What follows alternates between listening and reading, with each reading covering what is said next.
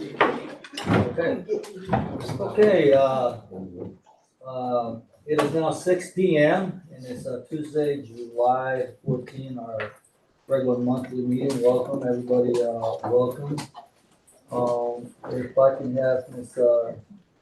Angela Sutherland lead us in prayer. Let us pray. Father, we thank you for this amazing day that you allow us to see. Lord, we just want to thank you for bringing us all together one more time. And God, we're asking that while we're here to bring us on one accord and get a greater understanding of what you will have us to do for this district. And God, while we're talking to you, God, we want to ask you to look over Dr. Lyndon Cummings. God, we're asking you to strengthen his body.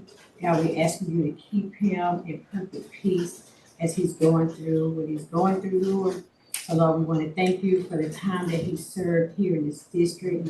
God, don't go unnoticed. We thank you for just allowing him to have been here to do the things that he has done for our children. So God, we want to thank you again for bringing us all together. God, we're asking you we're looking forward to a greater year. God, we thank you for the year that we have ended on a good note. So God, we just want to thank you for everyone that's around this table and in this room.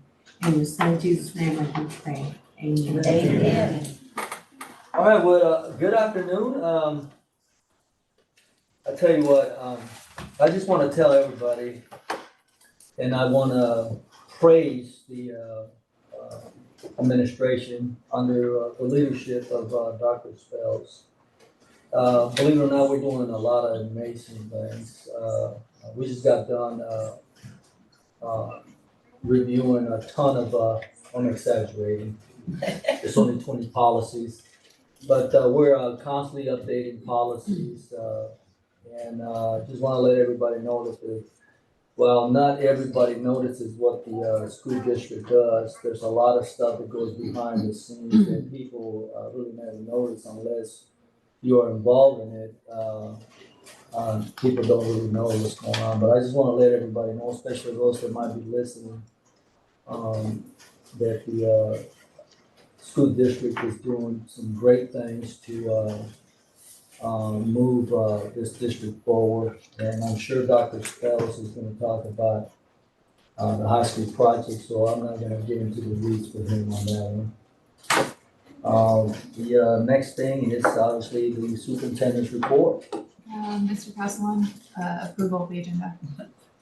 Look at that, nobody even bothered to tell me anything about that. I'm so energetic right now. My wife had me outside all day and I'm so relieved to come here.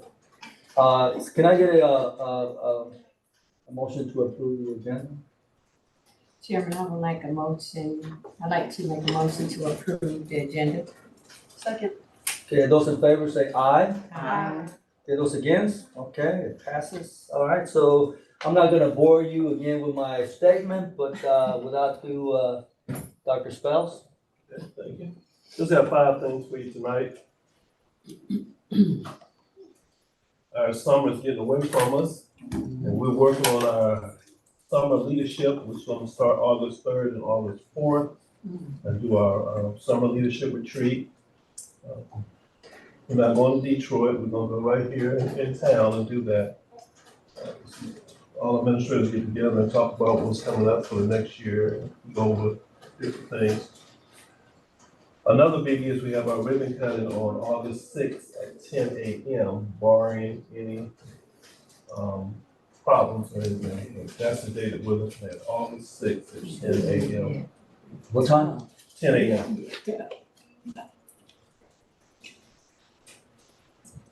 And convocations on the 21st of August. And the first day of school is on the 24th. So there's 4 big things coming up, and we'll be here before you know it. On Thursday, I'll be going out meeting with and making sure that they're up to speed. Our 3 new principals of church. There's 1. But I also want to meet with our they're not new principals, but they're in new spots. I'll be meeting with 5 on Thursday. Again, I'll be starting at Up Church, and then I'll go to East Coast and meet with Dr. McGurk Just making sure that they have what they need to be successful for the year before we get to summer leadership. I know we had a new spot. There's a lot of questions that you have. And I know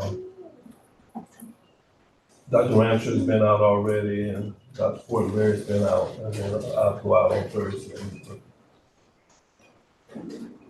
This is a busy time of year for us too. We'll talk about the high school project a little bit. But we've been out and about making sure that that's up to speed. Chad's been out doing a little of that, but we'll get to that later. But those are the 5 big things that I wanted to make sure the board was abreast of.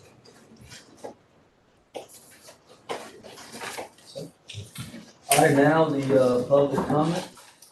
We have one individual who signed up to speak this evening, Jeremy Ross. You'll have 3 minutes. I'll keep time for you, so if you'd like to step up to the podium here. I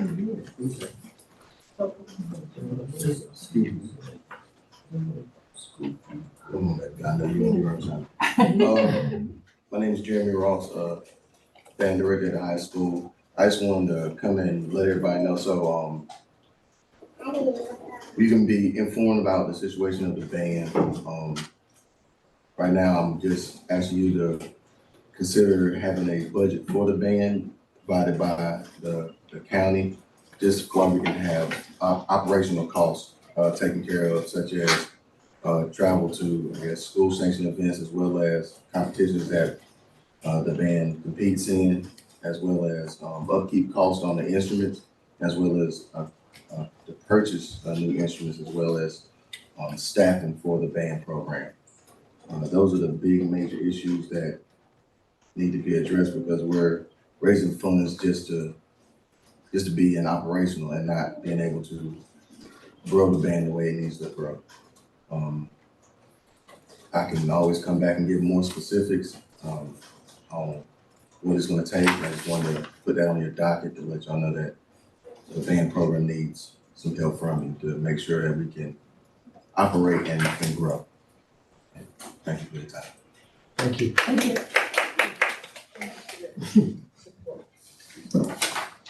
That concludes public All comment. right, next item is the consent agenda. The first item is the minutes for June 9th. Are we gonna do all the consent or just one by Well, one? we've been doing each individual item, so. I make a motion that we approve the minutes for June 9th, 2026. Okay, those in favor, say aye. Aye. Those against, okay, it passes. And now the item number 2, minutes for June 25, 2026. I move to approve the minutes. Second. Question. The minutes have Miss Rosa McAllister Craig as an attendee and Dr. Rosa McAllister Craig, as second in the motion. It just needs to be consistent. Whatever. So, thank you. I think we talked about this, Grace, but we talked about the closed minutes, so I guess it's a good time to talk about the regular minutes. If we can go ahead and make sure that all titles appropriately are added, go ahead and add the doctor on there, and also for those who don't have titles, be board member, vice chair, and so on. And so that way we can be consistent. Right, my concern, it wasn't that, it could be missed, it was just the consistency. We're letting them know now, so it's gonna be consistent now, moving forward, correct? Okay, all right. And, item number 3, school board policy. Do you want to approve as revised? I think it's a minor, We didn't have the actual vote on the And minutes. Jesse started it, and who We have a first, I thought we had a second, second. Yeah. but we don't have a vote. So are you satisfied with the, or, Yeah. Okay. I see that more as an administrative little Yeah, we thing. can change it, but we It still have can to be changed, approve yes. the content. Those in, we got a first and a second. Those in favor, say aye. Aye. Those against, okay, passes. Item number 3, school board policy, first I read. have a question about it. There's no, which policies There are are we reading? policies this month. Right, so there's no first read, right, so No. this should be removed from the. Yeah, so Mhm. I think we need to remove that from the agenda. We'll need 2/3, so we'll need 4 of you to vote in favor to amend the agenda to remove. I thought school we board. talked about, They're none, There's they're none nothing presented happening. before the board We today. canceled the canceled that meeting, meeting. so Yeah. that's why it's nothing here. Chairman, I'd like to make a motion that, item 3, school board policy first read be taken off the agenda. Second, well, I think more appropriate would be to table it to the next one because we had our first read already. I mean, Yeah. we had. the We first- just remove it from the Okay. agenda, Yeah, yeah. just remove it. All right, second. Okay, those in favor say aye. Aye. Those against, okay, passes. Okay, and the next item is administrative, information, high school project update.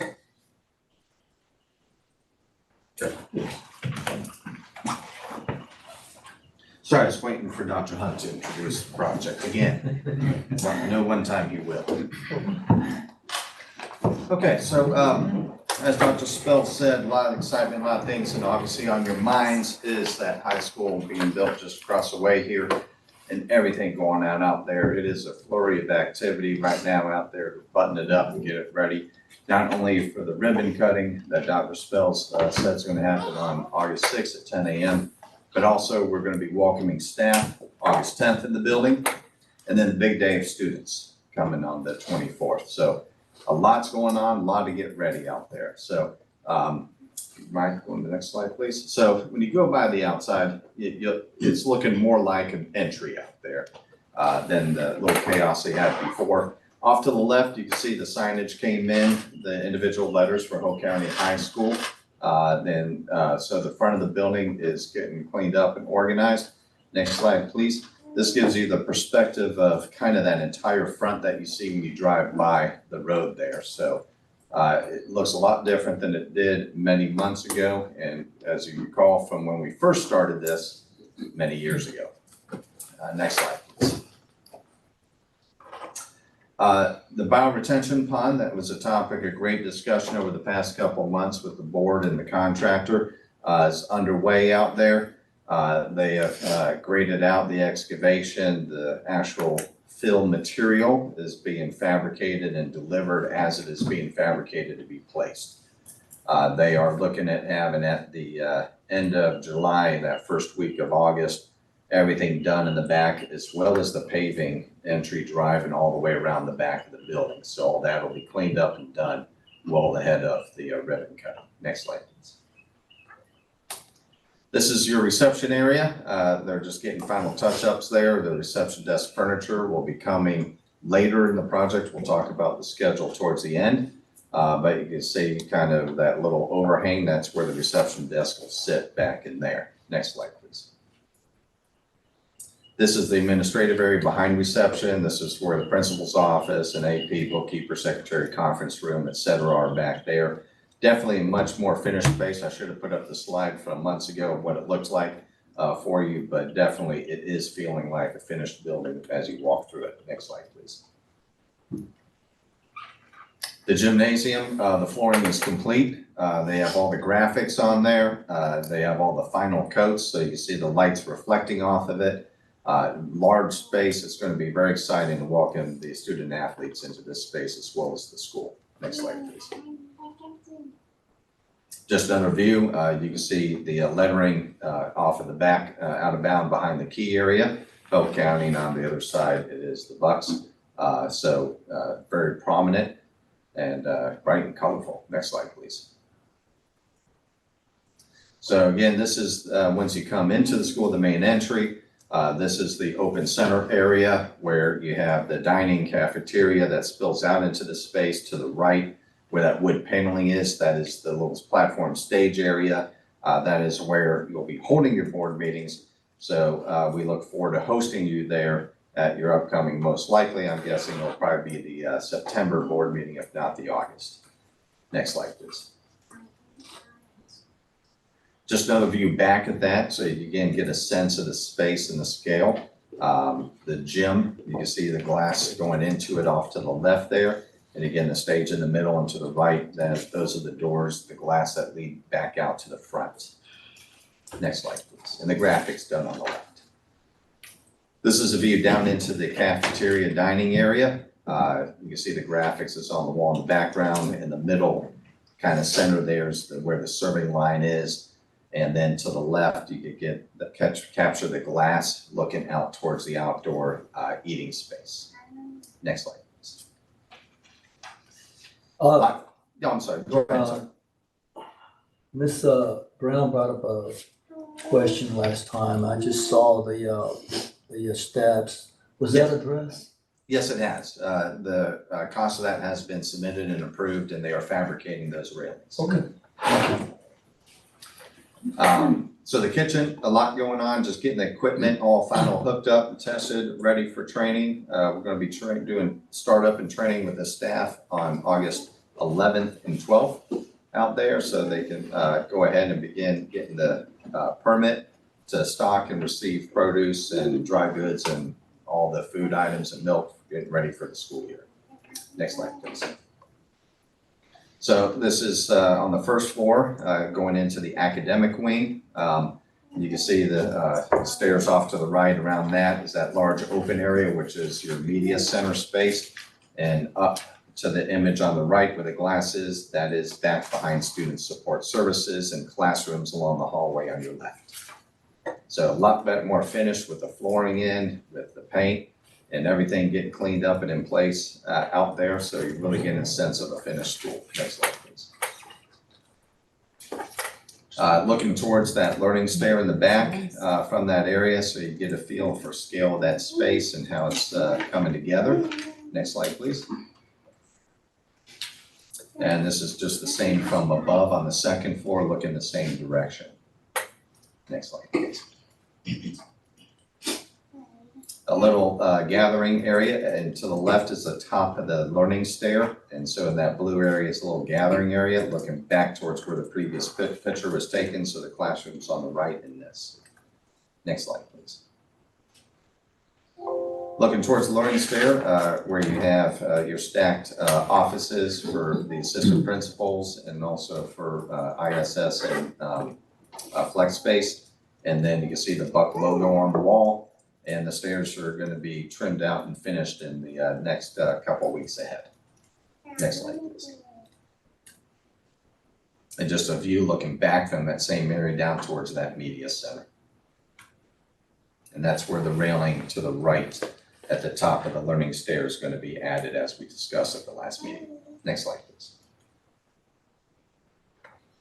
So just want you to understand a lot that goes on. Pictures are kind of those general pictures, hard to see the details and things.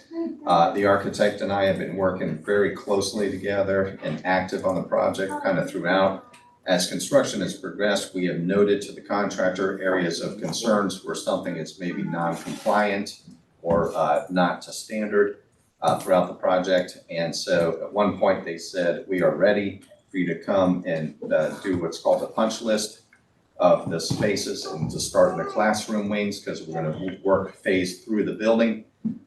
We went out there, the architect and I went into the classrooms and started punching.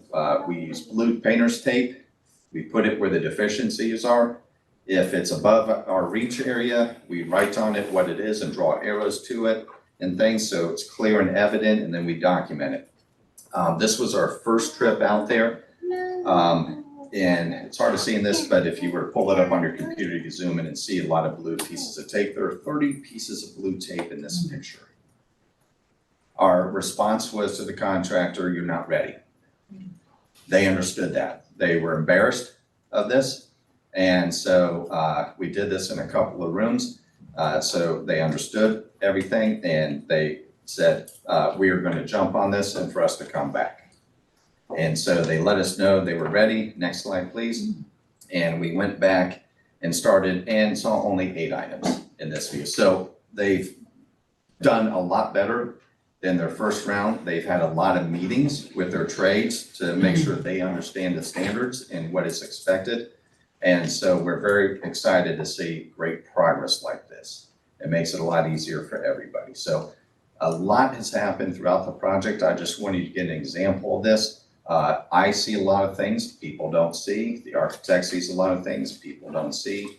We have a commissioning agent out there going through every single mechanical unit, running it through the ringers and making sure everything is exactly as they're supposed to be, even though the contractor has a responsibility. You bring a commissioning agent in to ensure.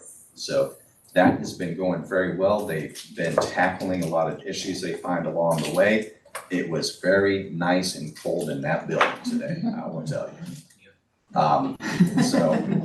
Yes, to those that were out there today. So it is, glad to say, come along, let's get to the next slide. We'll talk about the details.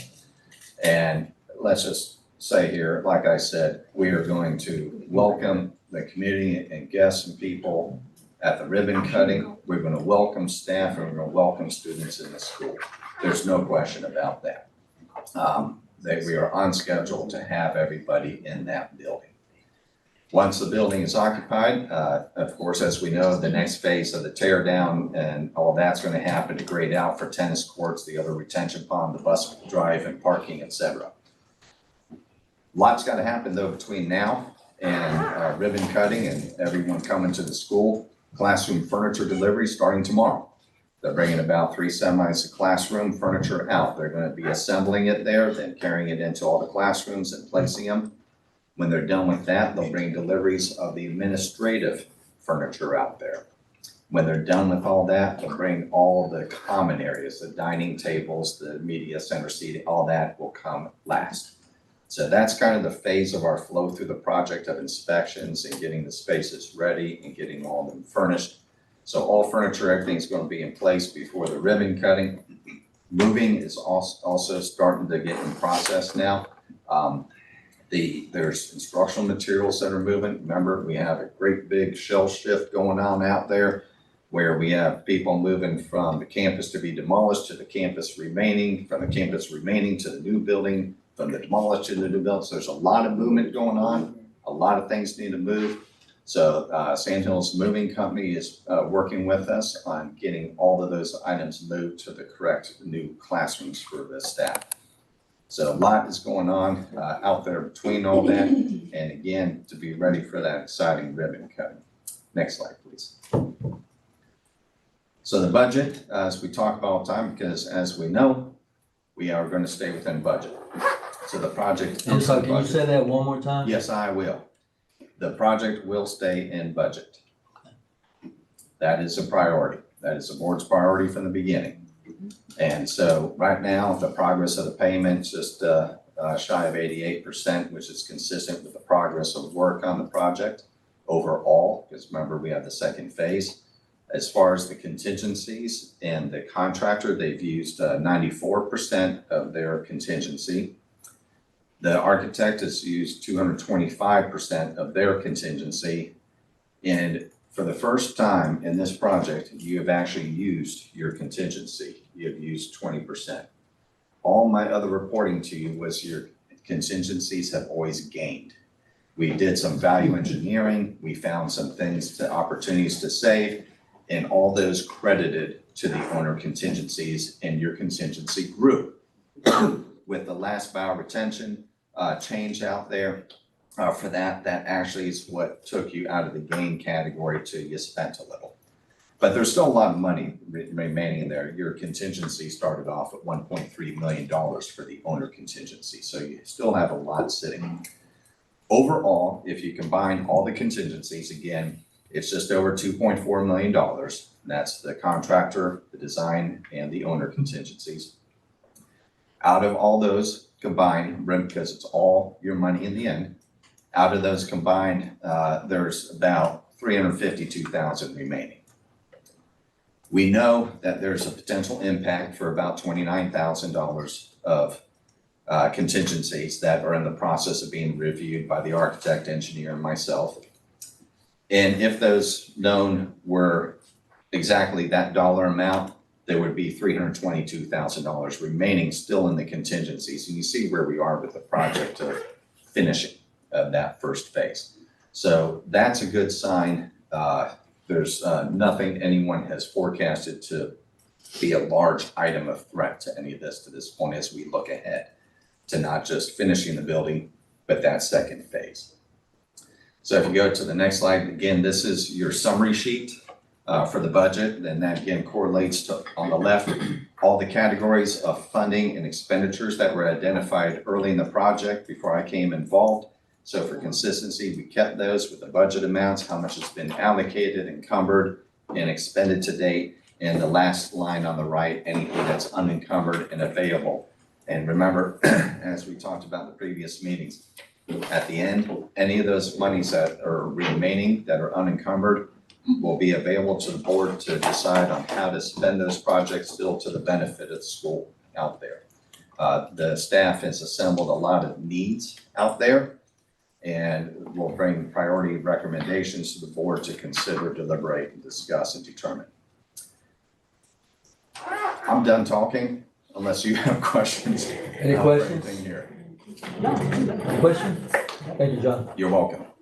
And next item is the Kelly Education Staffing Substitute Staffing Solution. How y'all doing? Afternoon. All right. Good to see everybody again. I was here about 90 days ago, actually, to today, April 14th. First of all, thank you to the board chair, vice chair, Ms. Rosa, Ms. Blue, and Ms. Brown for having this on the agenda. Back in April, Ms. Richardson introduced to the board some of the challenges that the current substitute staffing program done in-house currently faces. A couple of those things were, the actual time and admin constraint that it places, not on district staff, like HR and finance, but our buildings, our bookkeepers and our principals. Those folks are supposed to be our, instructional leaders and shouldn't be having to be pulled off to handle temporary staffing issues. Also, with some of the field rate issues, or challenges, I should say, not so much an issue, but it does create learning disruptions anytime we have to either combine a classroom because we don't have the adequate staffing or a coverage gap in that classroom, or even worst case at pulling a TA in to cover the classroom because we don't have a substitute available for the day. So with that said, also that it creates elevated coverage costs, which I'll get into a little deeper detail later. Next slide, please. Okay, so who is Kelly? Kelly's been here for 29 years in the United States, operating in the education space. Overall, well, you can stay there, that's fine. So we partner with districts in 39 states. Most importantly, we cover 45 districts in the Carolinas. And most importantly, our neighbors down the street in Robinson, who came on board with us in 2022 or 23? 23. And so they were having some of the same challenges with fill rate, spending a lot in coverage costs, and most days they average probably about low 70s to mid 70s coverage wise. We were able to take them from the in-service to 95% every day. Next slide. Well, actually, you can go back to the 5:30. So you see, we start filling substitutes at 5:30 a.m. So that's pretty simple. So we 5:30, so you don't have to. The problem is a lot of districts face those absences before the first bell rings. 25% of absences come in at that time. So that leaves, most people can plan for absences. We know teachers have professional development or different things of that nature. But we tend to struggle when we don't know these absences occur or surprises, to be honest with. So that's why we have a team that starts dialing votes at 5:30 and they stay to 7 p.m. every day to make sure even the next day is covered. So we're very proactive. Next slide. So there's a few things that we do really well. Daily recruiting, screening, we handle the hiring, the onboarding and training, daily schedule, manage quality control, and recognize and provide professional development for our substitute talent. In this case, it removes admin burden from your staff, creates a cost savings and increase operational efficiency while boosting student achievement and cutting down on learning disruptions. Next slide.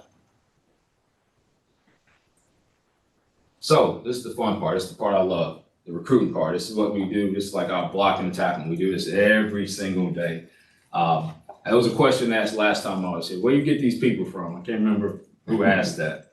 But so these people come from your community. But you know, over 29 years, we really honed in on the science of recruitment. So one of the things that we do is not only do we have a strong online presence, you know, finding folks on online job boards, digital advertising, marketing of that sort. We get boots on the ground right in your community. So we partner with colleges. So like here at Fayetteville State, Fayetteville Tech, Campbell, Methodist, job fairs. We know 71st is coming to town in September, so it'd be a perfect time to put out a table to let folks know about, hey, these opportunities you have in your community to make a difference within Hope County schools. Next slide.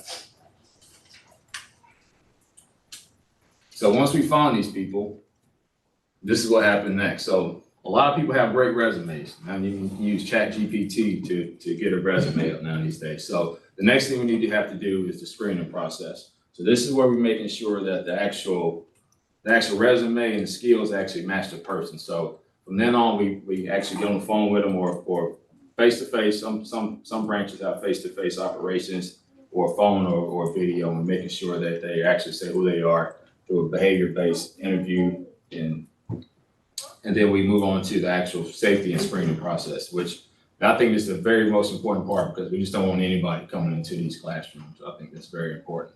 So we use the BIB screening process, National Sex Offender, and then anything else that the district or state wants specifically, we pass that on as well. And so that could be done in our what we call our implementation process when, hey, we want subs, maybe elementary subs, to have knowledge of X, Y, Z. So we make sure that's passed along as well.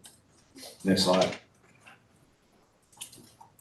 So this is kind of just talks about how we, as the employer of record, the things we take on. So payroll to timekeeping. So that's a time savings to finance. We pay weekly. We handle all the incidents. So principals don't have to worry about, if they want somebody removed, they just call the client manager. Hey, this person's not working out. We handle it from there. Tax withholding, handle all the workers' comp, things like that. Next slide. So one thing, you can skip this too. So one thing we pride ourselves on is being transparent and a data-driven company. So not only do we want to know, just fill absence, sure, but we want to know where these coverage gaps are occurring at. So we use Frontline, or whatever, in this case would be Frontline, to really drill down and give you guys reports on what's going on in your district. So case in example, even if we're at like 94%, sounds great, it's amazing. But there still might be some gaps, maybe at the middle schools, where we need to spend more resources recruiting here. So we're constantly looking at this, providing you guys monthly, sometimes bi-weekly, monthly summaries. Also on cost control as well. Like, it does us no good to come in and blow through your budget. That's not been a great partner. So you let us know, like, hey, this is the budget, and we do our best to stay within that budget that's prescribed. Next slide. Any questions so far? I know, kind of browsing through. Okay, so here's attraction. So one of the things, like, people always ask, well, how can you guys recruit in the community and we haven't been able to be successful? One of the things we're much more attractive to individuals, for one, the hours. I mean, everybody wants better hours. So, but we offer weekly pay, free training. So the subs don't have to go out, and a lot of districts require EFT training for substitutes to start. So that's a cost to the subs. There's also no cap on hours they can work. So if I'm a retiree with an actual teaching license, I can work 5 days a week, which creates continuity in your classrooms.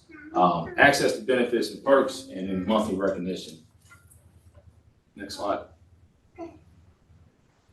So this just kind of reiterates some of the cafeteria style benefits that we offer. So you have access, and they don't have to take it, it's just there if they want to take it. So healthcare, insurance, I can put in a retirement, just like I get 18% off of AT&T, we pass on the same thing to our talent, as well as other discounts. Next slide. So they get insurance, they pay for it. Yes, ma'am. Just like working anywhere else. You don't have to take it, just like my future wife works in Johnson County Schools. I'll have an option. I don't have to take Kelly's insurance anymore if I want to take take hers, or take the county's, or be on her insurance. So the same thing, it's not mandated, but it's there if they want to participate in it. Okay, so back to, let's see. All right, so cost. This is like the elephant in the room, right? So everybody want to know, this sounds great, but like, how do we pay for it? How do we afford it? First of all, the biggest thing is not a new line item. So it's simply a reallocation of funds so currently the district spent, I think in 2025, it was 2.2. Last year, a little less at 1.6. So you already budgeted for it. Thing is, we spent that money and still the operational efficiency of the program wasn't where it needed to be. So pretty much you're just sliding that over, and it's a pay by use model. So just like back in the day, I guess like the early 90s or throughout the 90s, you used to have to pay for cell phone minutes, right? So if you didn't talk that much, your bill was a little lower. If you talked a lot, your bill was a little higher. So same thing here. So it's not a subscription model. So like July, you're not gonna get a bill from us. June, you're not gonna get a couple of days, there's a slight bill maybe for whatever absences occur. August, the same thing. So you only pay for what you use. Like I said, it is a reallocation of dollars, and you're paying for a more streamlined process. What do they get paid hourly? Well, that still comes from the district, so that doesn't change at all. Okay. So that 117 for a non-certified, that goes to them every Friday. Well, that's the pay rate that gets passed along. Like I said, they get paid every Friday. Does that answer your question, Ms. Rosa? Okay. All right, so the biggest thing this partnership will provide: accountability, transparency, predictable budgeting as something we'll constantly meet, and greater staff support. And then, like I said, those conversations we have monthly to make sure we're staying within line. One thing that I did want to hit on, the biggest cost savings to the district, two things. First of all, the frontline system, we'll take since we'll be having access to that, we'll be a good neighbor, we're gonna pay for that. So that's currently at $21K for the year. That will be picked up by us. The second thing where I think the biggest cost opportunity is to cut down on coverage costs. So anytime, like I mentioned early in the presentation, when we do have to get creative and fill those absences with teacher assistants and pull others off, they get first year teacher pay versus the hourly pay that they're getting. So, and that costs at $254. It's pretty expensive. So think if we're doing that 10 times a day or more in 180 days, that adds up to a few $1,000s. So that's something that we want to eliminate. Right now, currently, if we just give round numbers, you're looking at an extra, when we do that, that's an extra $75 to $100+ a day. So just take that into consideration. So I'll wrap it up. In a nutshell, this partnership will provide transformation of operational efficiency within your buildings and for your district staff, increasing the sub pool. So in return, we do increase the fill rates, so we aren't having those coverage costs, while promoting continuous instruction for your students in the classrooms. At the same token, being able to reward your subs with weekly pay, access to benefits and perks, and then last and importantly, while creating additional employment opportunities for proud citizens of Hope County Schools. Anybody have any questions? So I have a question. Yes, So the substitute teachers we already have on the list, do they automatically become part of your pool? Yes, sir. So they grandfather in. Okay. Those if you want. So let's just say you had 150, and we want to keep, this person hasn't worked in 2 years, so we want to trim it down. So whoever you want to pass along, we simply bring them in. During the implementation process, we'll offer, we come in and we're flexible, and they come in and fill out the I-9 paperwork so they can get paid. That's pretty much simple. If you say they're fine in our books. But the others, the new folks that we add to the pool, that's who goes through that process there that was listed earlier. Any questions? I have a question. So you said you couldn't give us a price for this program? Well, honestly, it's going to be cost neutral to what you're paying, and it could be less. I don't have a direct number. That's something that we could sit down once you guys figure out like how much. Hey, we can't go over this right here. And like I said, we were adhere to those guidelines. But I don't think, honestly speaking, like as much, from the conversation we had with Ms. Richardson, I think you probably could spend less as much as you're spending in coverage costs with increased fill rates. May I add to that, if you don't mind? So it's not a fee, we're not paying them a fee. So what we're doing is paying them for the subs. So basically, what we're paying right now, like we paid $1.7 million in fiscal year 26 for subs.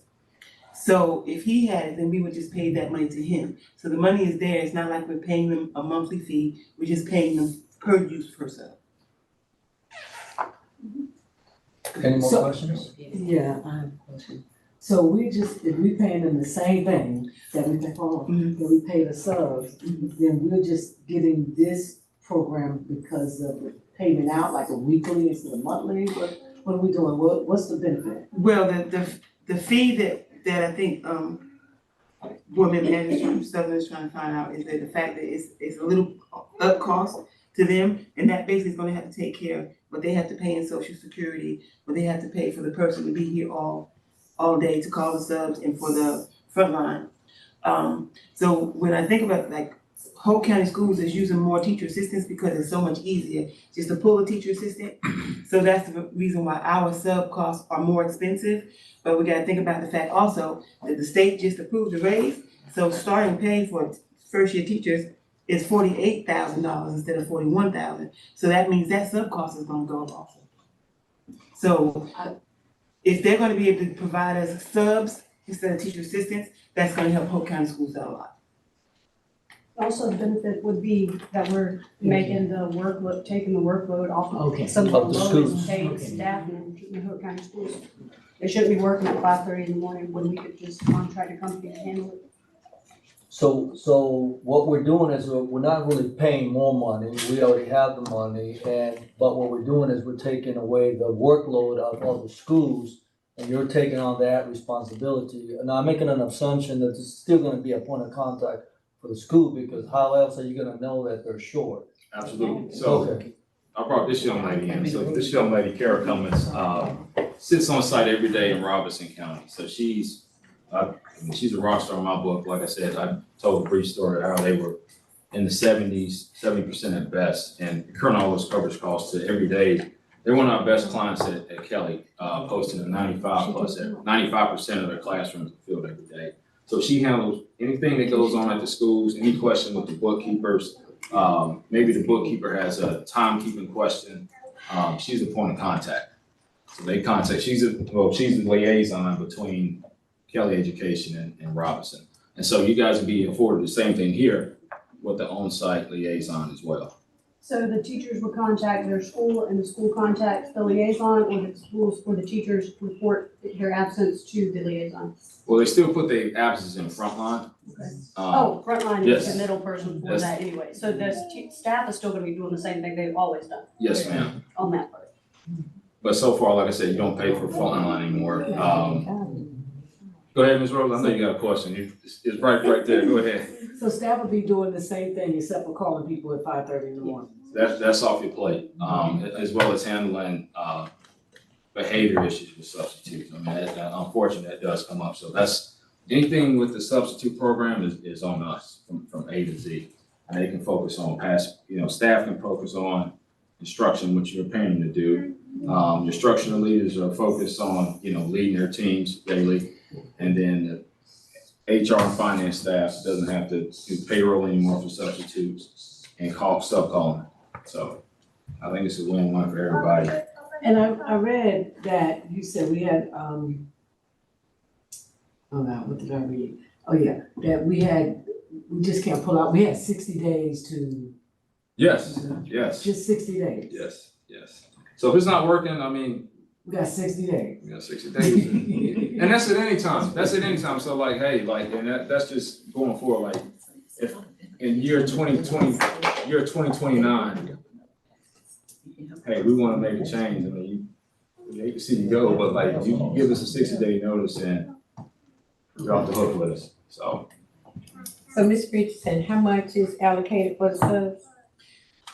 Right now, last year we allocated 2 million, but we only spent 1.7 million.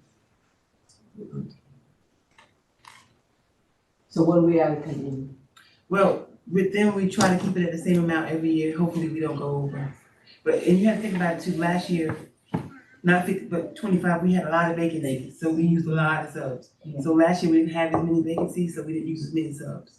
But the cost came from more using teacher assistants than substitutes. And by all means, we want y'all to use, I mean, you give us the absence, we're gonna fill it, but the goal is, we want y'all to use less subs as possible. And that's just beneficial to everyone. So that's why we do provide all the additional reporting, so you can see as a district, hey, this is where our absenteeism, so like, maybe you work to get, I mean, if you 1% less absenteeism, that can save you close to $250,000 in sub cost. So just something to think about. Any questions? And you're hiring the liaison. Yes, You're ma'am. hiring That's out of the our liaison. pocket. Okay. That's out of our pocket. That's out of our pocket. So, just to be clear on something, so you're taking all the work from the schools, but we still have a point of contact from each school to communicate with you, to let you know that we're short here. Absolutely. That doesn't change. And that's one of the, I don't know if you want to talk to kind of some of the things you do, like when you first get in and looking at the absent management system. So we know for one thing, we're proactive, so we're not just sitting on but we know we're looking out far in advance, like, okay, this day here, this historically, the day before, Friday before Christmas break, people out shopping. We know we're going, so we have to really get on the horn. We're offering bonuses to, hey, folks, if you work this day, help us out, this is the bonuses passed along. So that's something we're always looking out for, being proactive, but yes, we always looking at, we see the data always through the frontline system. I have a question, kind of to Ms. Richardson, because being a former teacher, and then you got to put a teacher assistant in that class if you can't get a sub, they gonna make more money, right? That's gonna cost us more, It's gonna cost us more, yes. and you're gonna fill that, make sure that classroom is filled. Yes. Yes, ma'am. So like I said, that costs, you're looking at another, you do that for 180 days at an extra $75 to $100 a person. I ain't the smartest guy in the room, but that's a lot of money. So you're just gonna be handling substitute teachers? Yes. Now, we can offer, and we do offer more than substitutes, and that's something that as a relationship grows, food service, especially like with workers' comp, things like that, food services, doesn't require a lot of cost. Janitorial services or custodian services, special ed, things like that. But yeah, right now we're just looking at starting with substitute teachers to start a relationship. So I have a question for the administration. Is this a good, so I'm really gonna ask the elephant question. Yes. Okay, just the way it sounds, you're not making any money, but you are making money. Yes, we do make a little money, but Just a little money? well, that's above my pay grade, Chair, but we charge a markup, I'll be honest with you. So you take 117 and let's just say average markup is between like 27 and 31. But you guys it's not like you don't have a markup either. So you take all of, and you can go to the next slide, Ms. Marsha. So these are the things that go into that markup that you all were paying for anyway. So background checks, taxes, workers' comp, insurance, all the payroll costs, the absent management software, costs to recruit, that was being covered by the district. So now we're just taking on that cost. So you mentioned one thing also, and I might have misunderstood. So a substitute teacher under us cannot work every day, They're not supposed to work more than 4 days a week. but under you, they can just work Yes. They can work how many times they want. They want to. And we encourage them to work this. I'm sorry, Ms. I was saying, it seems like it would give our substitutes the opportunity to have full-time employment Pretty much. Pretty much. and paid every week. I mean, it's a win-win. So do we have any more questions? Because it is the wishes of the administration that this item come back on the action, it's an action item next month, so now's the time to ask questions, and if the board does not wish for this to, move forward, it's probably a good time to stay down. So, to me, I'm satisfied with the questions I've asked.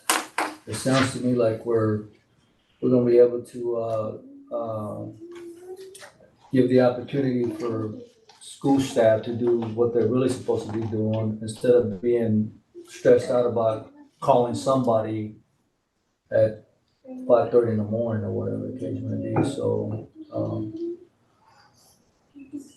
I would say that we can push this forward to the, action agenda for next month, but, that's just me. Like to know all board members, I agree. I say, 60 days. If it's not working out, we can always go back and change. But I see a lot of benefits, here. To real people, that's what benefits. And I think one of the things that you brought up, is the fact that, I always heard that you can only work so many, hours a day, and this year you can, because I have met a few, part-time that say, man, I wish I could work every day, they love me, and I guess this breaks that. So, Especially for, you think about a retiree who's, like I said, a former teacher, right, and they can, and they're on a long-term assignment, but they're caps, and then we gotta play musical chairs, and, so now they do have the opportunity to work as much as they would like. any more questions? So is it the wishes of the board to send, this item to the action item for next month? I say yes. Okay. All right. Thank you very much. So much, thank you. Take care. You too. All right, next item is the partnership agreement between Sand Hills Community College and San Jose Early College High School and Hope County High School. Good evening. So tonight I'm bringing forth the partnership agreement between Hope County Schools and Sand Hills Community College. This is for the 26-27 school year. We just recently saw it for the 25-26 school year. We had some clerical updates. It is virtually the same partnership agreement that we had before. Again, DPI is requiring us to have this partnership agreement every single year. And so we'll be bringing it forward at the same time. It is due to DPI in August. So it's going to be annually that we meet in order to meet this requirement. Really the two important areas, of course, are the partnership with the San Hope and as well as Hope High. We made the changes from our previous conversations. And so there's not really a whole lot of changes for this year in this iteration. What is one of the changes? You say not many? The changes that we made were making sure that we had the appropriate board member assigned. There was a misspelling word. There were no substantive changes. Oh.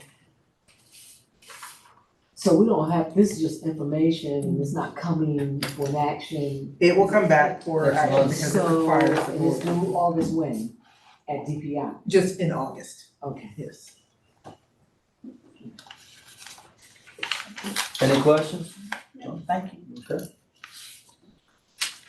And next item is the curriculum walkthrough and coaching platform. Oh, there we go. Can you hear us? Yes, sir. Okay. So tonight we want to share a step that we're taking to strengthen instruction here across the district. We're looking at two platforms, both Bullseye and KickUp. Those are the names of the two platforms that can help us organize classroom walkthroughs, allow us to track coaching and follow up. It's not about buying technology. It's really about helping our staff spend more time in the classrooms, our administrative staff, our coaches, to give teachers useful feedback and make sure our instructional priorities are actually showing up in teaching so that students can learn. So we're just sharing the direction that we're taking and the process we've used right now. Walkthroughs, feedback, and follow-up are different from school to school. We want one clear district-wide process so we can see what's happening in each of our classrooms, in each of our schools, know where we need to provide support for teachers, and make sure that we're following through on that. So just a quick slide about John Hattie and all the work that he's done on education research to identify things that have the greatest impact. One of those things is the strongest factor that he found was this idea of collective teacher efficacy. And basically it means that teachers believe that by working together that they can help students succeed. And by providing feedback for teachers, we're helping them to do this. This makes a difference in their work. So their research supports a system like this. So just a quick cycle is that we start with presence, that we're in the classroom, that we look for practices that we've agreed upon, whatever those practices are, and we've actually now created a universal district-wide walkthrough instrument as well. It's aligned to our HLPs, which is the EC, that's a grant that we just received, our EC department did receive. So aligning all of those things together, and then the coaching, if a teacher's not quite where we need them to be to help them get there, and then follow up to make sure that we're coming back in. And so that's what this platform would help do. So what we are looking at is we're paying for this out of the HLP grant. We've also identified additional revenue that we can, or additional, sources that we can use if we were not to have that grant to make sure there is sustainability. But right now the grant is requiring us to be able to monitor the implementation. This would allow us to do that, and it falls in line with that grant. So why not use something like Google Forms? We've been using Google Forms, and Google Forms is great for a lot of things. And so it allows us to collect responses, but it doesn't manage the whole coaching process, right? Google Forms just allows us to get information. We still have to sort through spreadsheets, build reports, track our steps by hand, and then remember when to follow up, whereas this is all done within the platform. And it puts everything, the classroom visit, the feedback, the process, the follow-up, all in one place. And it's more than just collecting information.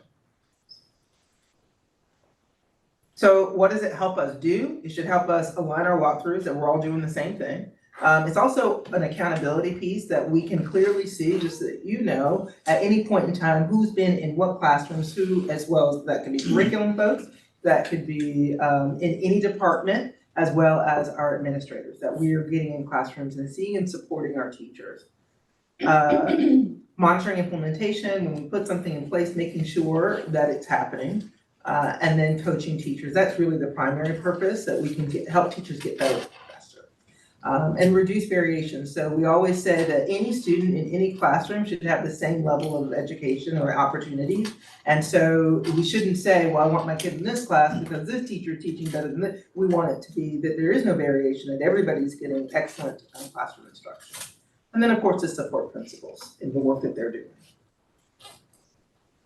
And then, so just so that you know, we're looking at the two vendor options, both Bullseye and KickUp. They pretty much have the same type of thing. Bullseye does offer a professional development, a professional resource library, different from KickUp, but they're pretty much the same thing. So which way is the administration leaning to? Great question. So what we've done is, if you can just forward to the next slide. There are some comparisons there. We've had some questions. Just so that you know, we had the administration to come together, just to just to be transparent. We were looking at a cost of about a $3,000, not even a $3,000 difference. It was about $1,000 difference between the two platforms, although KickUps does include a setup fee.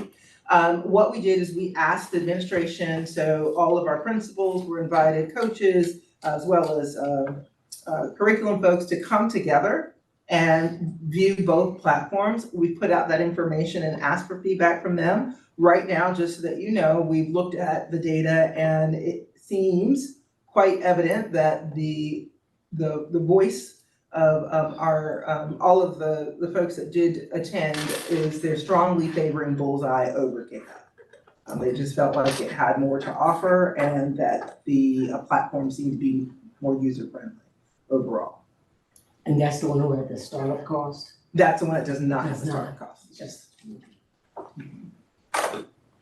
And I believe, that it's just, some things that we looked at in terms of decisions, and then I believe, the next slide just talks about, we got some input, they did the vendor demos, we asked what they thought, and we've gotten feedback information, and we, from there, we'll make a decision based on what the district has shared. Any questions? All right, thank you. All right, the next item is the disposal of surplus, what is that? Yeah, it is, right, okay. Disposal of surplus property. All right, good evening. Well, I guess I have some good news. You only get to see me one time tonight, not more than time. Hey.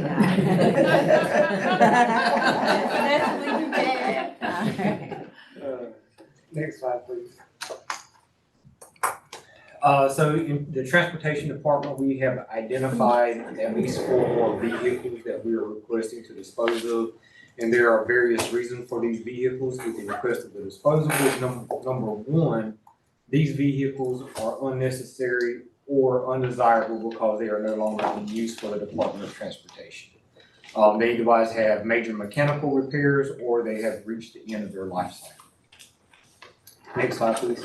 So Chad, Yes, ma'am. the 8007 and the 8010, both are $500, you gonna sell $500 or this $500 each? No, vehicle number 8010, there has been one person who has contacted transportation to request to purchase that vehicle at $500. Oh, okay. So they put like a bid. Yes, they have inquired about it. Do we have to, advertise this? It depends on what these vehicles are worth. There are different thresholds for, if it's less than $30,000, the superintendent can recommend to the board action. If it's more than that, then we do have to do, some type of advertisement and bidding process, or some kind of public So we get rid auction. of 30, Up to something $30,000. $25,000 without advertising that. Yeah, it's policy 65. What's the state law say then? Hold on, I'll pull it up so I can say. I'm just asking because the county would be they advertise their surplus vehicles. It's 160A, 266. So is any vehicle here worth more than $30,000? No, but it's probably worth the policy committee looking at that What policy. the escort. Private negotiation and sale may be used with respect to personal property valued at less than $30,000 under state law, Personal property. which would be a vehicle. Otherwise, it's real property, which was. Okay. So these 4 vehicles, 2 of them are buses and 2 of them are trucks. Well, one's a truck and one's a car. You've already seen the pictures. But both of the vehicles both have engine failure, blown motors, and as you can see, one is a 1999, one is a 2000. So they are definitely not worth more than, I'm not gonna say 30,000, but a couple hundred, maybe $1,000 at the most. With the type of replacements that a purchaser would have to do in order to restore those vehicles. And the other 2 vehicles are buses. Both of those have engine failures, and anytime that we have buses that we can no longer use, we try to salvage parts off of those buses and replace it onto other buses. And these buses have, we've used all the parts off of them, so to speak. So they're like not real buses right now. No, they're still buses. It just might be, missing the handle that opens and closes the doors. What would they use 8007 for? Rosa getting down. That vehicle has been over there since I've been in this position, and last time we just happened to miss that whenever we listed the surplus property. And so this time we're listing it back on here. I think at one point it may have belonged to child nutrition, but don't quote me on that. Yeah. Yes, that's that green Ford. Yeah, Rosa walked down. So you have the green four HCS Was it Board. green? That's 8,007. The yellow Chevy up there on the upper right-hand corner is the, a truck that was used for transportation mechanics. It has engine failure as well as 8082 and 8099 for those two buses in the lot. But on the previous slide, it was the recommendation to, scrap those vehicles like we've been doing, unless the board would like to entertain selling, what was it, 8010, I think it was, for $500 to an individual seller. Well, Would anybody be interested in those buses? Well, I mean, the only way to find out would be to advertise it. Yeah. But those, both of those have what, engine failure? Yeah, so 80, 82, and 80, 89, or 80, 99, both are losing compression. So they're gonna need complete engine replacement for them to be drivable. So right now, what we're looking at for a full-size bus, pulling it back from Omni, we're looking at about $1,500 to $1,600 based on weight capacity, what they're giving us back from it. So, I mean, But if we listed it, we would just, that would be their responsibility to turn it off the lot. that'd be their responsibility. Then the public would know that we have it, it's available, if someone thought they could do something, had big dreams for that bus, show us the bus, I mean, I don't know. But, I mean, the scrap price would be like, Yeah, So would it be practical, because this item will have to come back on the action item, would it be practical, just, you know, thinking outside the box, would it be practical to immediately put it out there to see if somebody buys it, and if not purchased by the next board meeting, then we approve whatever the district wants done with the, We can run it as an advertisement to sell it. I mean, $500, we could just offer it to, we could just ask people to submit a bid, we don't even have to set a price, do we? Like they can provide a bid. I suppose that if it's more beneficial to sell it than scrap it, I would say sell it. And if it's more beneficial to scrap it than to sell it, scrap it. And if we go through the process of doing the advertisement this time, we can make that comparison of the work the work hours that we have to put into the advertisement, selling it, meeting with people to talk about it, give a tour of it, et cetera, versus just taking it over to OmniSource. And that's We another. don't have hourly employees. You mean someone's working hourly, that would have to? No, just by the whole process of getting that advertised, and then if somebody wants to come and look at it, then we'd have to pull a mechanic or Mr. Heath or Ms. McLean to go and walk through it, answer questions, speak with people, that type. But they're already on the clock.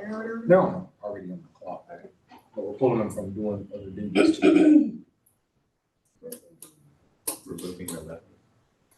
And you gotta remove Yeah, we'd have to make sure to remove Hope County Schools. Well, I mean, in light of what you just said, I would We say. excuse me, if you know, we would have to remove that, we would have to remove that. Yes, we would want to make sure that, That's yes, one thing. that is, Scrap it. yeah.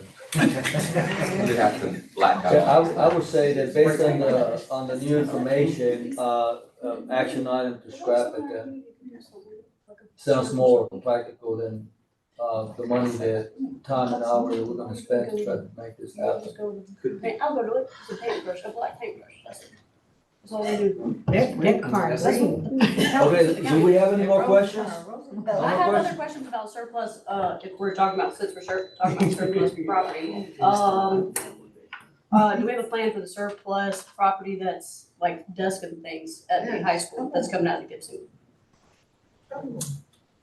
Good thing you asked. Sorry if that was next. We did receive an email from someone who is, and I can tell you who it is if you want to know that information. But we did receive an email from, or I received an email from a person who is interested in obtaining projector smart boards and discs out of the Gibson side. There are some things that we are working through on taking out that we can use in other locations. We have been working through the process of identifying damaged furniture versus usable furniture, relocating, and also when Sand Hills Moving Company comes over, they will relocate some of that furniture for us as well. We have also discussed some of that we can to attempt to scrap that if possible. And then do we have the manpower to put behind loading and taking it over to the Omni source in order to do that for middle projects? So when we decide what we're gonna do with that, with the equipment that we're not gonna use, it will be brought to the board with what equipment's available. Yes, we can do that. Thank you. Okay. Do we have any more questions? All right, Thank thank you. All right, next item is the facilities use rental funds update. Oh, Wayne is doing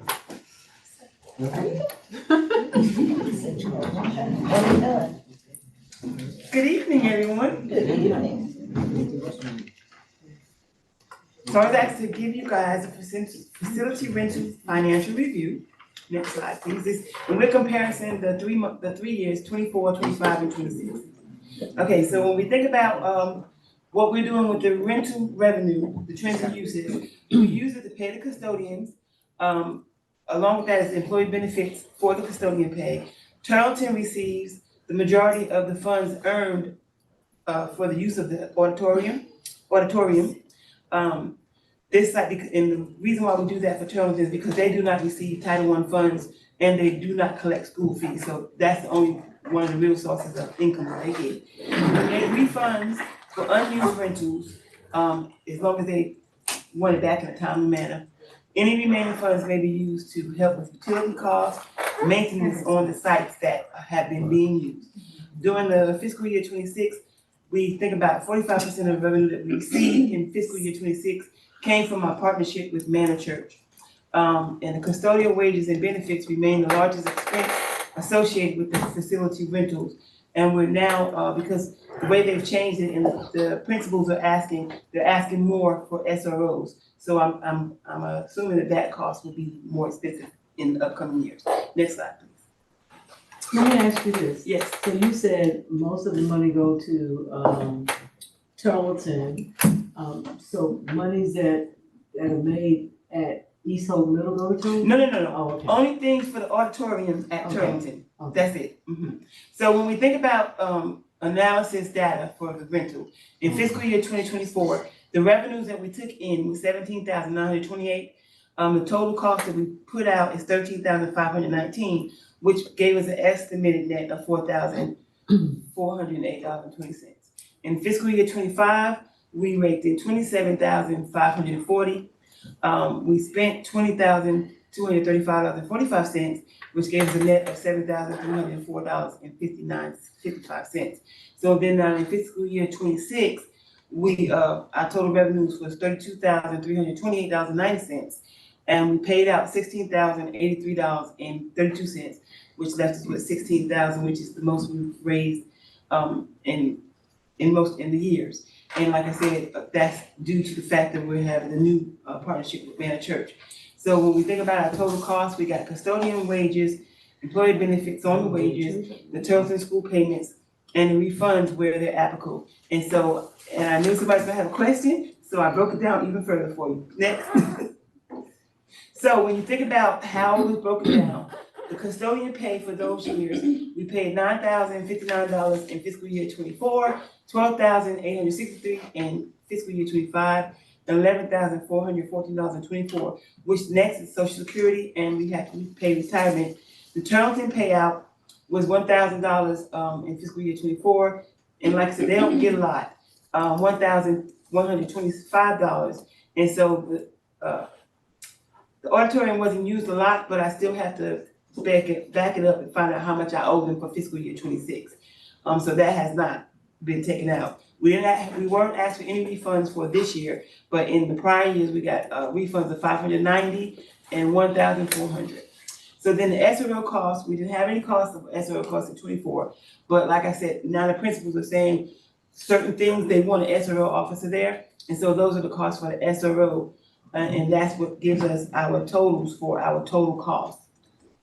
And we also have to take into account that they're using extra electricity for the lights, heating, and air conditioning, and the water use when they're using the bathrooms. So we pay most of our electricity and operational costs out of Fund 2, I know, and this one is in Fund 8. But if we ever run into any problems, we would fall on this money to help us pay those bills. Next slide. Questions?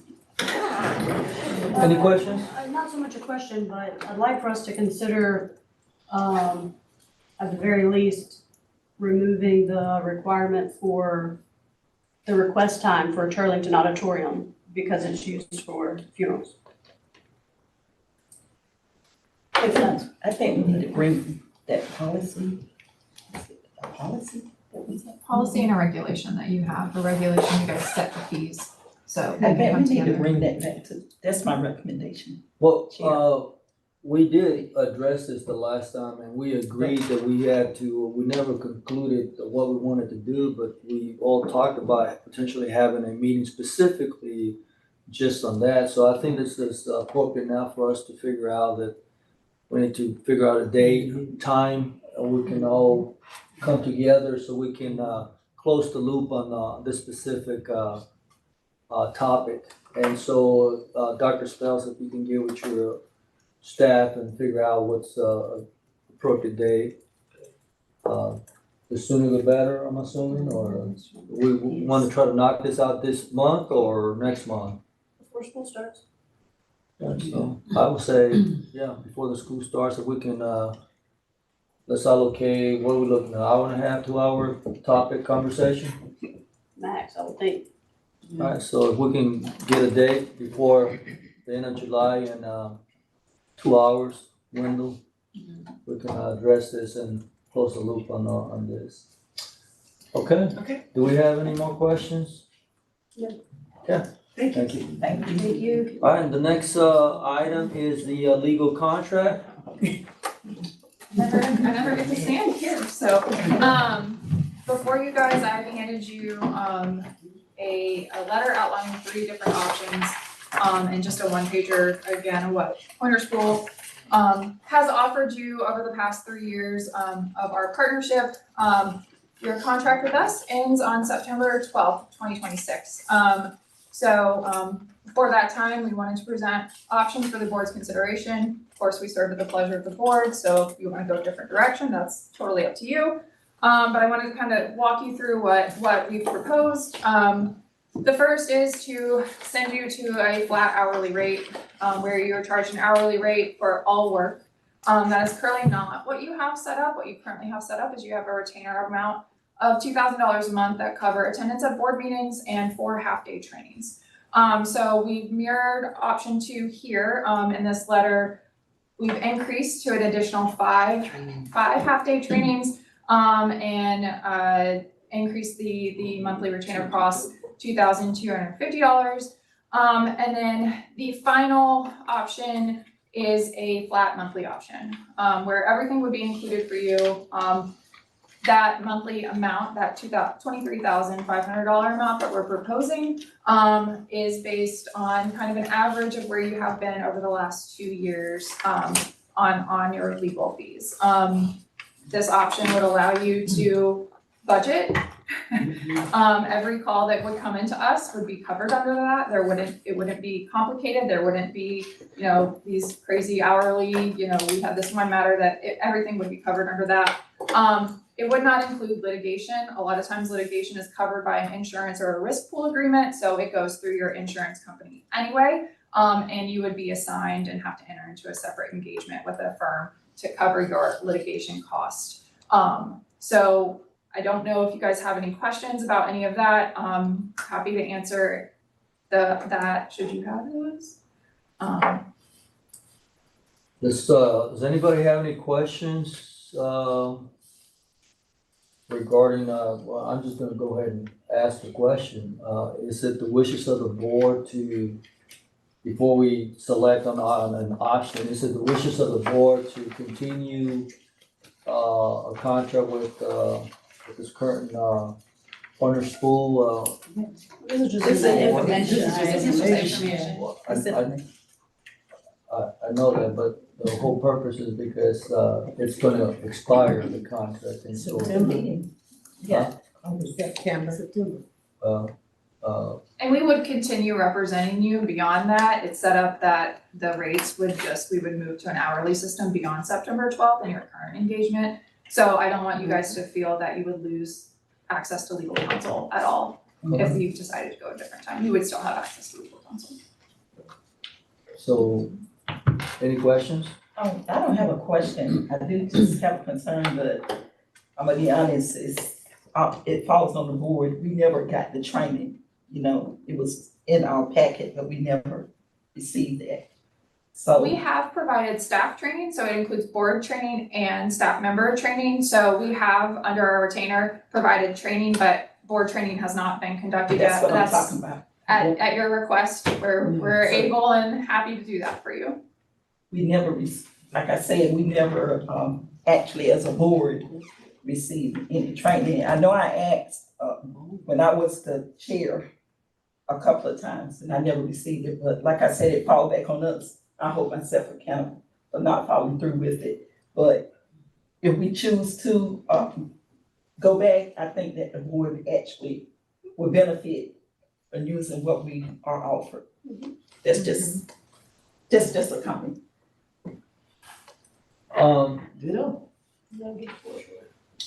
Do we have any more questions? No. Okay. All right, so, I suppose, this is information for you to really figure out. I think, just so you know, I did not know this, okay, until I became the chair. The chair receives the monthly, bill, okay? And, just so you know, and those of you that've been chair, I'm assuming it's been the same way.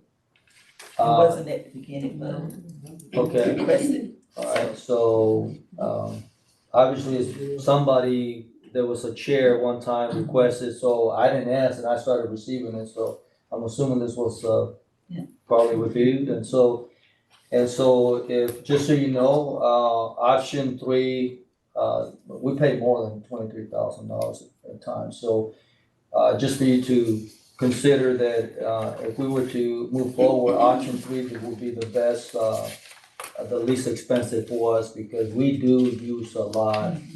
And, every time, I call, any person that's authorized to call by the superintendent, these calls are not free.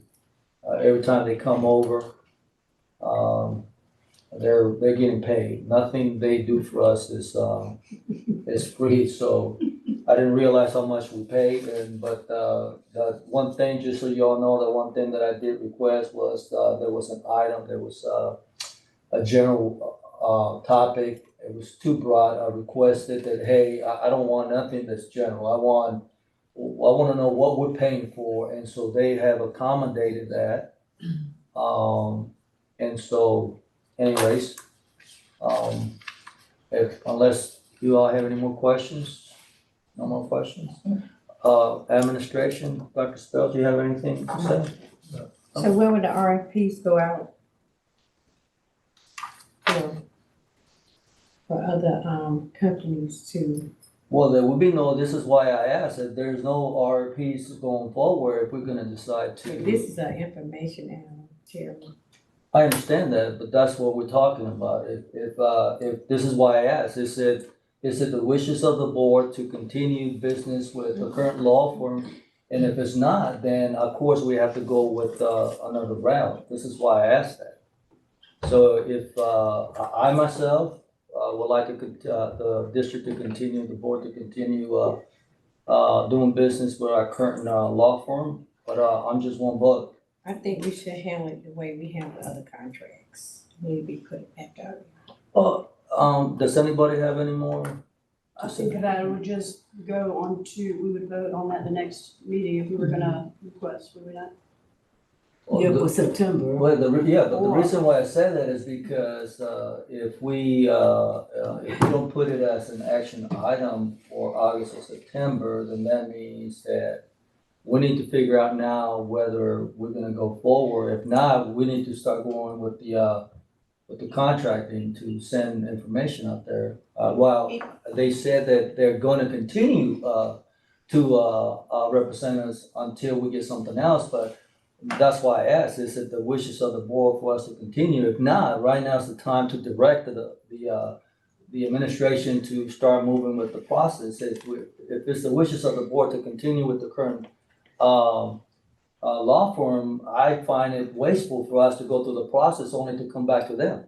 That's my whole point. If we're gonna come back to them, if you don't do it. I believe that we should have a special call meeting to discuss it, if Andrew wants to discuss the. I do. Putting it out, so, I do. and I would back that up. To be fair, because the last time we didn't get the opportunity to do it. We just went right into it. Well, that's what we're doing right now. But it's information. Yeah. It's information, Chairman. And the contract is not up until September. Okay. No, but I, out of a courtesy and respect for you guys, wanted you to be able to make a decision with plenty of time. So, is this, when do we wanna do this, special call meeting to, address this topic again? Do it the same day. Doing the other. Okay, so we add another topic to that, meeting before the, end of July. Okay, all right. And next item is the, vacancy report.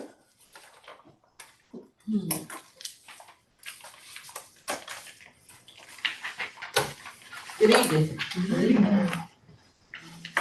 The vacancy report. It's 4 pages. Give you some 3 minutes of time. So, tonight for our certified vacancies, we have a total of 56. And classified, we have a total of 32, giving us a total of 88. That was as of July 1, 2026. Hopefully, that'll reduce by 10 tonight, as I make my recommendation. Thank you. Questions? Thank you. All right, next, is the action items, the budget cleanup amendment.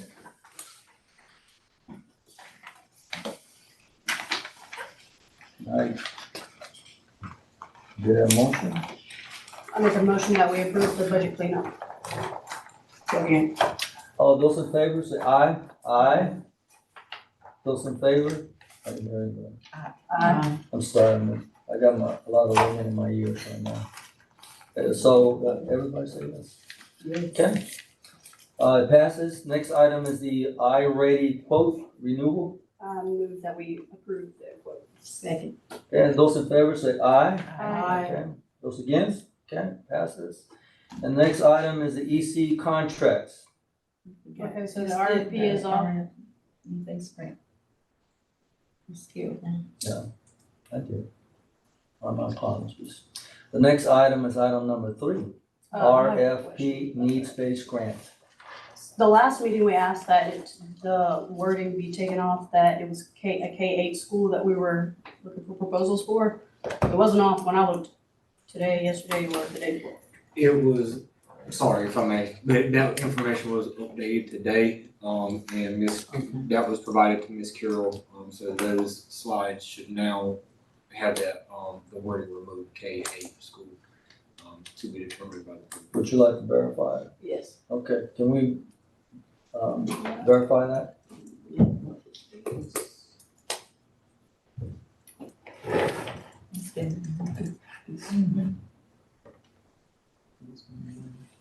I think it was in slide 4, 4 or 5, I can't remember. And then the next one.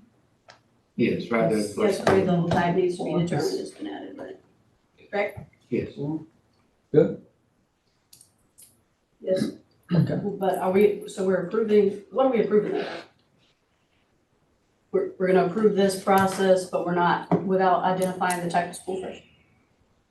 I'm just clarifying. So what are we take, so, I could compose an RFP with that information to be determined on there, so, potentially, I'm just gonna lay this out there, potentially at the next board meeting, that's a topic of discussion and maybe an action item to determine what type of, school to be, done in the needs-based grant. And then whoever would be selected for that RFP would do it based on that. Understand this is so this is basically the exact wording that we would use in that. Request for proposal. Any questions? Good, anybody? Okay. All right, the next, We have to, we're gonna hold amend, on, make a hold on. motion. Can I get a motion? I make a motion that we, approve action item 3. I second. Those in favor say aye. Those against, okay, it passes. And the next, item is the EC contracts. Make a motion that we approve the EC contract. Second. Okay, those in favor say aye. Those against, okay, it passes. And the last item is the Hope County Schools Beginning Teacher Support 5-year plan, 2026-2031. I'll make a motion that we approve the Hope County Schools Beginning Teacher Support. I second that. Okay, those in favor say aye. Those against? Okay.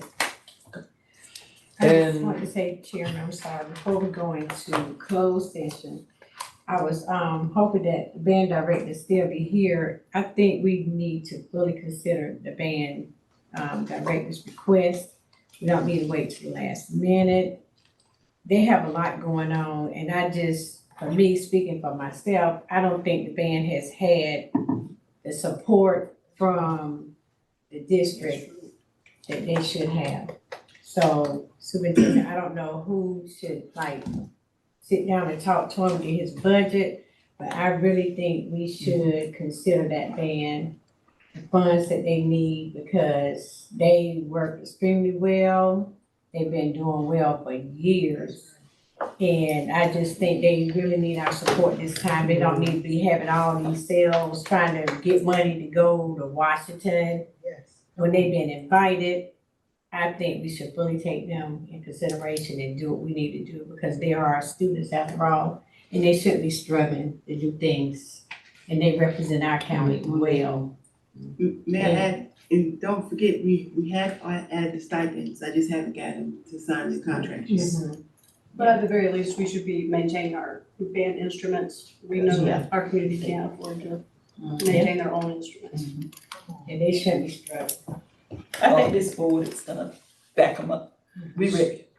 Any more comments, questions, regarding what Angela?